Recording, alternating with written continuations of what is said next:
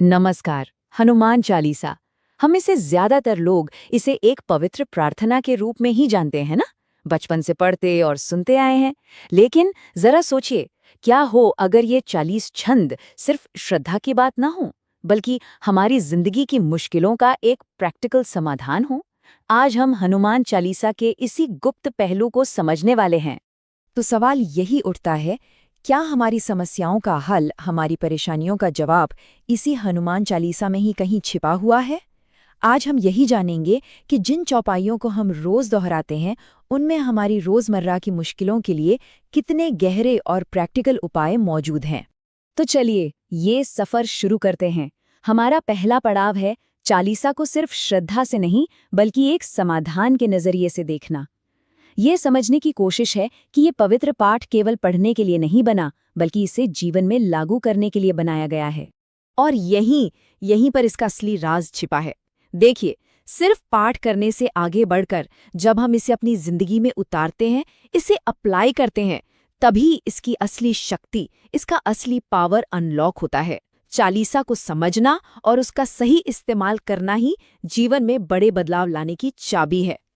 अच्छा, अब आते हैं उस हिस्से पर जिसका हम सबको शायद बेसब्री से इंतजार है। क्या हम जानते हैं कि हमारी हर आम समस्या के लिए चालीसा में एक खास चौपाई दी गई है? आइए एक एक करके इन मुश्किलों और उनके शक्तिशाली समाधानों को देखते हैं। तो शुरुआत करते हैं डर और चिंता से, जो आजकल की जिंदगी में बहुत कॉमन हो गया है। इसके लिए चौपाई है, भूत पिशाच निकट नहीं आवे, महावीर जब नाम सुनावे। सच कहूं तो ये चौपाई एक मजबूत सुरक्षा कवच की तरह काम करती है। तो इसे इस्तेमाल कैसे करना है? बड़ा ही आसान तरीका है। रात को सोने से ठीक पहले कमरे की लाइट्स बंद कर दीजिए, फिर आंखें बंद करके इस चौपाई का 21 बार जाप करें। और जाप करते हुए ये कल्पना करें कि हनुमान जी खुद गदा लेकर आपके दरवाजे पर आपकी रक्षा के लिए खड़े हैं। यकीन मानिए, ये विजुअलाइजेशन आपको गहरी मानसिक शांति और हिम्मत देगा। अब बात करते हैं कर्ज और पैसे की तंगी की। इसके लिए एक अचूक चौपाई है, नास से रोग हरे सब पीरा, जपत निरंतर हनुमत बीरा। यहाँ पीड़ा का मतलब सिर्फ शरीर का दर्द नहीं है, बल्कि हर तरह की पीड़ा, हर तरह का संकट है, जिसमें पैसों की परेशानी भी शामिल है। इस उपाय को करने का एक खास तरीका है। इसे हनुमान जन्मोत्सव के दिन से शुरू करना सबसे अच्छा माना जाता है, और फिर लगातार बिना एक भी दिन छोड़े 40 दिनों तक हर सुबह 108 बार इस चौपाई का पाठ करें। एक बात का ध्यान रहे, इसमें निरंतरता मतलब कंसिस्टेंसी सबसे ज्यादा जरूरी है। अगर कोई शत्रुओं से या किसी कानूनी मामले में उलझकर परेशान है, तो ये चौपाई उसके लिए है। और देवता चित्त न धरई, हनुमत से सर्व सुख करई। इसका सीधा सा मतलब है कि जब अपना पूरा ध्यान और विश्वास सिर्फ एक यानी हनुमान जी पर टिका देते हैं, तो सारी बाधाएं अपने आप हटने लगती हैं। इसका प्रयोग शनिवार की शाम को करना सबसे असरदार होता है। हनुमान जी के सामने सरसों के तेल का एक दिया जलाएं, 108 बार इस चौपाई का जाप करें और फिर अपनी सारी परेशानियां, अपना सारा संकट उन्हें सौंप दें। पूरी तरह से सरेंडर कर दें। आत्मविश्वास की कमी हो या फिर बुद्धि और विद्या में बढ़ोतरी चाहिए, तो चालीसा का जो शुरुआती दोहा है वही रामबाण इलाज है।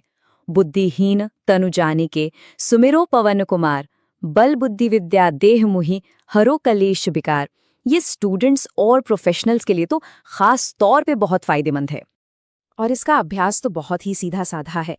रोज सुबह उठते ही बिस्तर पर बैठे बैठे ही हाथ जोड़कर इस दोहे का 21 बार पाठ कर लें।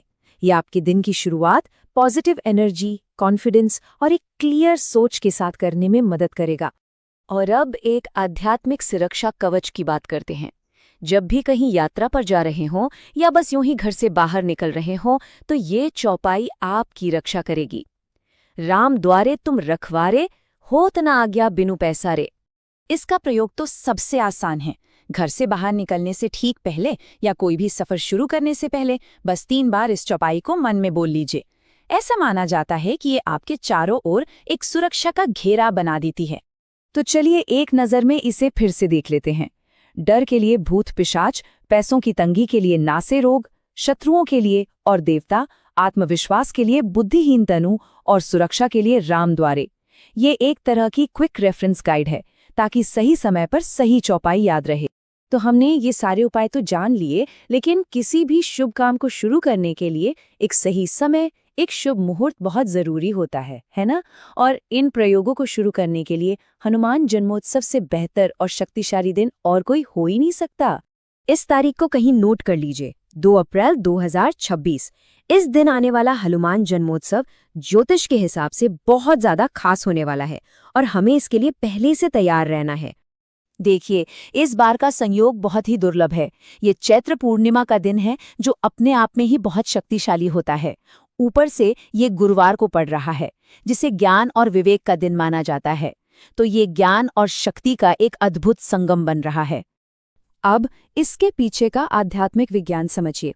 ऐसा कहते हैं कि पूर्णिमा के दिन हमारा मन सबसे ज्यादा रिसेप्टिव होता है, मतलब उस दिन हमारा मन किसी भी अच्छी बात को सीखने और संकल्प लेने के लिए पूरी तरह तैयार होता है। इसलिए इस दिन लिया गया कोई भी संकल्प बहुत गहरा और असरदार होता है।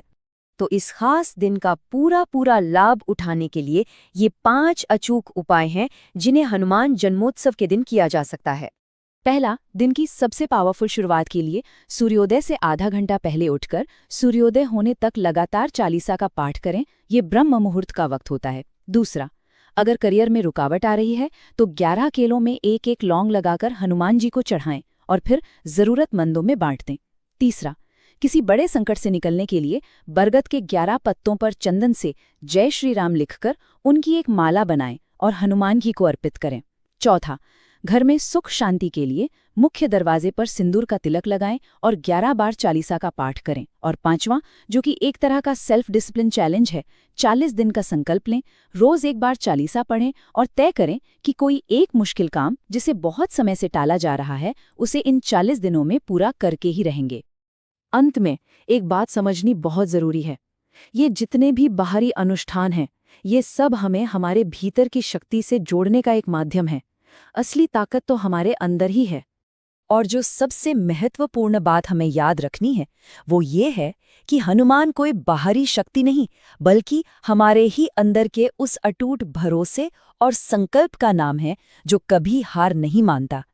तो इस हनुमान जन्मोत्सव पर हमें अपने भीतर के उसी बजरंगबली को जगाना है। याद रखिए, चालीसा एक नक्शा है और हनुमान हमारे भीतर की शक्ति। इसी संकल्प के साथ अपने जीवन की हर चुनौती का सामना करें। जय श्री राम, जय हनुमान।